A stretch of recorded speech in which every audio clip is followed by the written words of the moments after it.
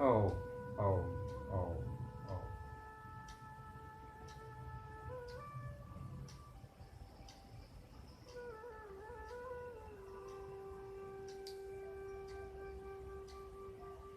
लकड़ी कैसी भी हो,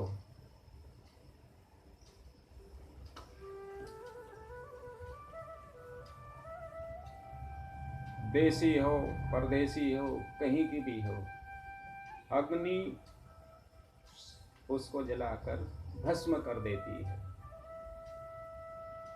कहीं की भी लकड़ी हो परंतु अग्नि उसको जलाकर भस्म कर देती है।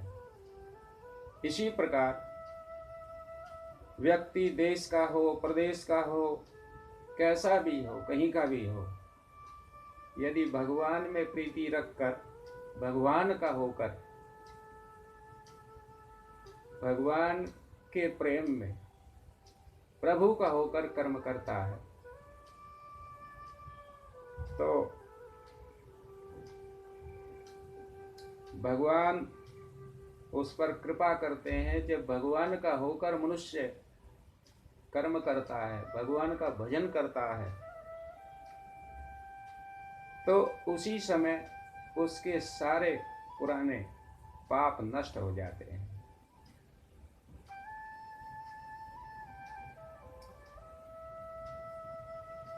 और एक बार भगवान के हो गए तो हमारी चिंता फिक्र टेंशन हमारी नहीं रहती। कोई भी चिंता हो कोई भी फिक्र हो कोई भी संकट हो वो सब उसी का हो जाता है। हमारी फिक्र हमारी चिंता हमारी नहीं रहती, उसी परमात्मा की हो जाती है यदि हम उसके हो जाते हैं। जैसे किसी कन्या का विवाह किसी बहुत बड़े सेठ से हो जाए, कन्या भले किसी गरीब घर की गरीब की बेटी हो और किसी बड़े अमीर से उसकी शादी विवाह हो जाए, फिर वो यदि उसी हाल में रहे गरीबी उस पर छलके तो किसकी इज्जत का सवाल है? उसकी नहीं। जिस सेठ से उसका विवाह हुआ उसके बाद उसकी इज्जत का सवाल है, वो उसका ध्यान स्वयं ही रखता है। यदि वो फटे हाल दिखे किसी को तो इज्जत किसकी खराब होती है? सेठ की, कन्या की नहीं, विवाहित युवती की नहीं। इसी प्रकार व्यक्ति कैसा भी हो यदि एक बार उस परमात्मा का हो गया ईश्वर का हो गया हृदय से उसको अपना मानकर उसका हो करके उसका बन गया तो हमारी फिक्र की चिंता उसी ईश्वर को हो जाती है।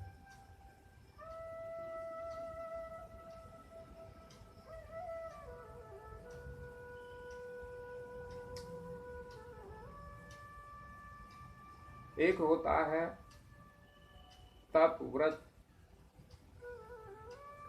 कठिनाइयां सहकर धर्म और पुण्य करके धर्मात्मा बनना, और एक होता है भगवान के होकर धर्मात्मा बनना।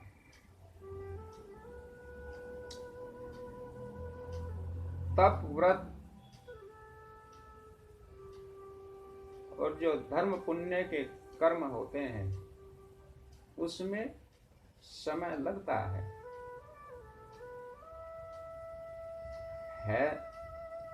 वह भी अच्छा है।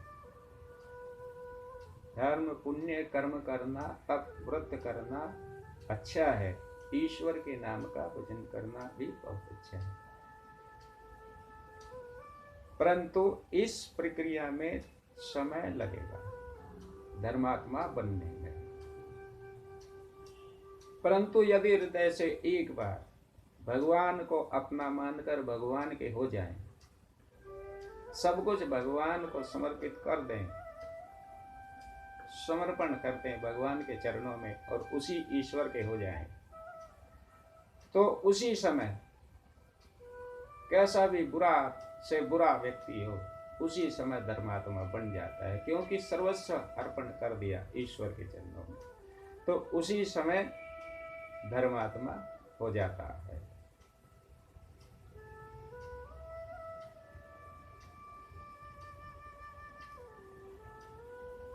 जो व्रत तप कठिनाइयां सह करके पुण्य का कर्म धर्म का कर्म किया जाता है, उसका भी अपना फल है, उसमें यश मिलता है, यश का लाभ भी होता है, भोग लाभ भी होता है, और देर सवेर परलोक में स्वर्ग आदि की प्राप्ति भी होती है।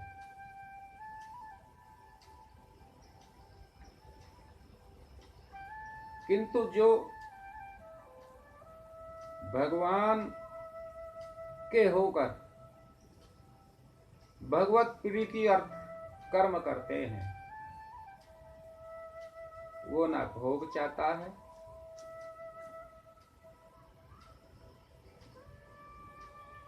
न यश चाहता है, वो योग चाहेगा, ध्यान चाहेगा और भगवान को ही चाहेगा, नश्वर चीजों को नहीं चाहेगा।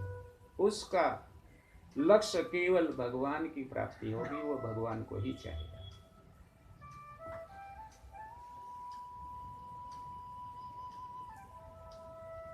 भगवान कहते हैं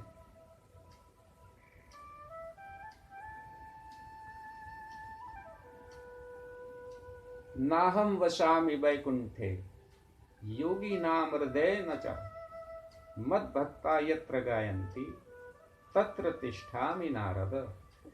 हे नारद, कभी कभार मैं वैकुंठ में नहीं होता हूँ, योगियों का हृदय भी लांघ जाता है, इसलिए हे नारद, यदि मैं तुझे वैकुंठ में ना मिलूं, योगियों के हृदय में भी तुझे ना मिलूं, तो जहां मेरे भक्त प्रेम से मेरा भजन कीर्तन चिंतन मनन संकीर्तन करते हैं, वहां मैं तुझे अवश्य मिलूंगा नारद, क्योंकि वहां तो मैं सदा निवास करता हूं। हे नारद, जहां मेरे भक्त मुझे प्रेम से भजते हैं,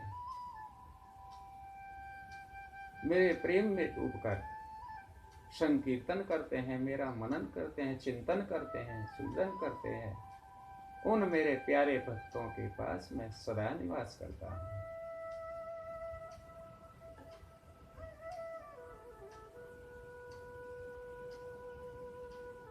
जो भी कर्म करें भगवान की प्रीति के लिए करें। नश्वर चीजें वस्तुएं जो भी हैं, एक दिन सब छूट जाना है।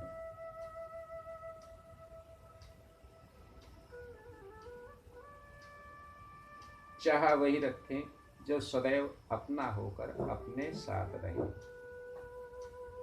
और वह है अपना परमेश्वर।